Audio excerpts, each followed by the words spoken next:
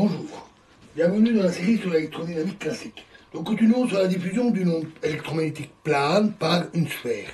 Alors, une fois les développements multipolaires des champs insérés dans les expressions des puissances, on obtient une double somme sur L et L' de divers produits scalaires de la forme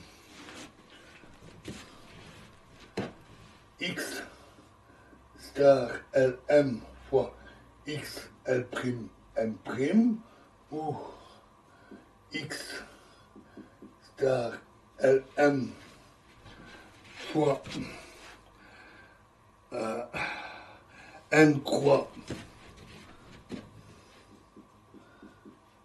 x L' M' ou encore n croix x star Lm fois n x croix x L' M'.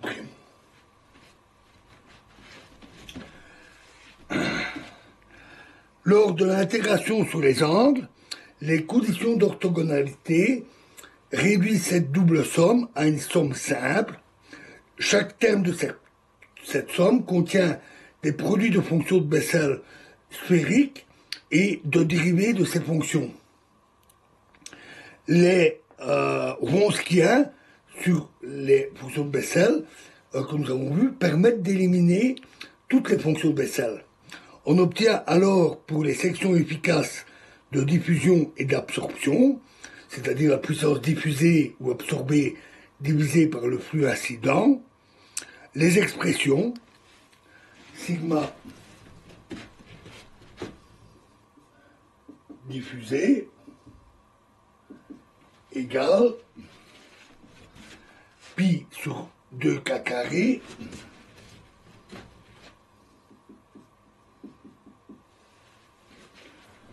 fois la somme sur L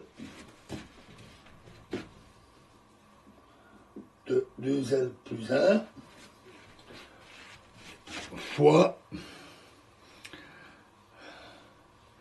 alpha L carré en valeur absolue plus bêta L carré.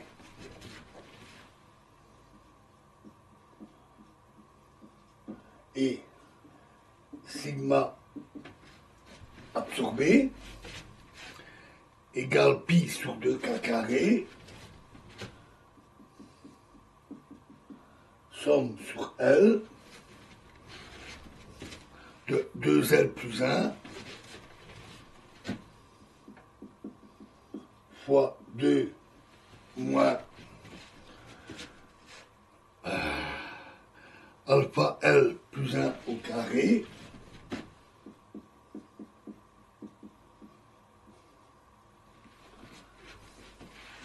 moins bêta L plus 1 au carré.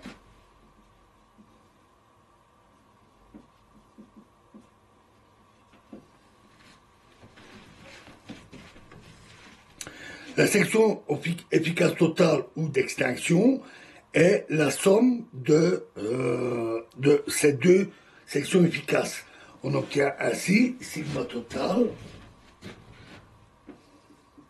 égale moins pi sur 2k carré, moins pi sur k carré, avec la somme, les demi disparaissent, fois la somme sur L de 2L plus 1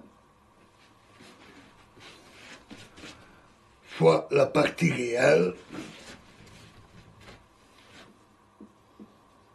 de alpha L plus bêta L. On s'y attendait, l'expression de ces sections efficaces ressemble étroitement au développement en ondes partielles qui intervient en théorie quantique de la diffusion. Alors, nos résultats ne sont pas tout à fait généraux. Si, dans le développement multipolaire, on avait inclus la somme complète sur M, la section efficace de diffusion aurait contenu une somme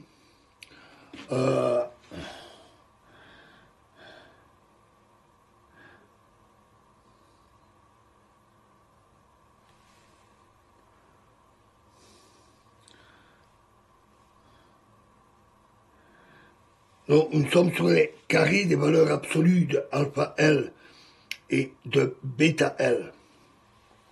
La section efficace totale aurait contenu une forme avec alpha L remplacée par alpha LM égale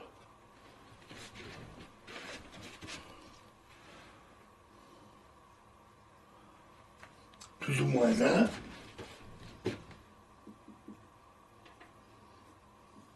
Et de même, bêta L remplacé par bêta de LM égale plus ou moins 1.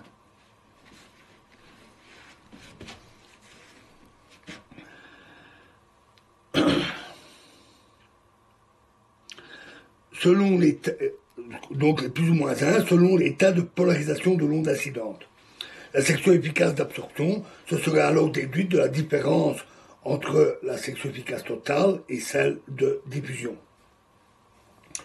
La section efficace différentielle s'obtient en calculant la puissance diffusée dans un angle solide dω, puis en divisant par le flux incident. La section efficace de diffusion associée à la polarisation epsilon 1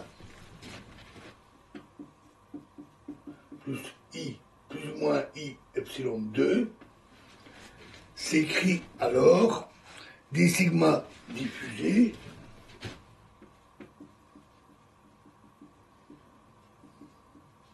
sur dω est égal à pi sur 2k carré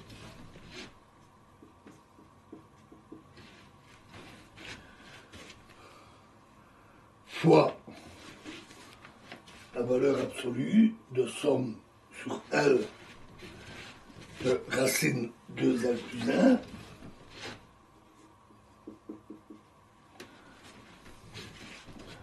fois alpha plus ou moins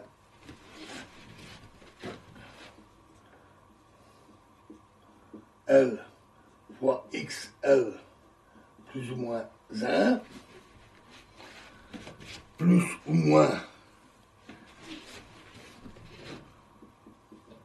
I bêta plus ou moins L fois N croix XL plus ou moins 1 le carré de la valeur absolue. Le rayonnement diffusé est en général elliptiquement polarisé. Il n'est circulairement polarisé que lorsque alpha plus ou moins L est égal à bêta plus ou moins L pour toutes les valeurs de L. Cela signifie que si le rayonnement incident est polarisé de manière rectiligne, le rayonnement diffusé est elliptiquement polarisé. Si le rayonnement incident n'est pas polarisé, le rayonnement diffusé présente une polarisation partielle qui est fonction de l'angle d'observation. Nous avons déjà rencontré ces propriétés dans l'étude de la limite des grandes longueurs d'onde. Voilà, et nous verrons la suite dans la prochaine vidéo. Je vous remercie.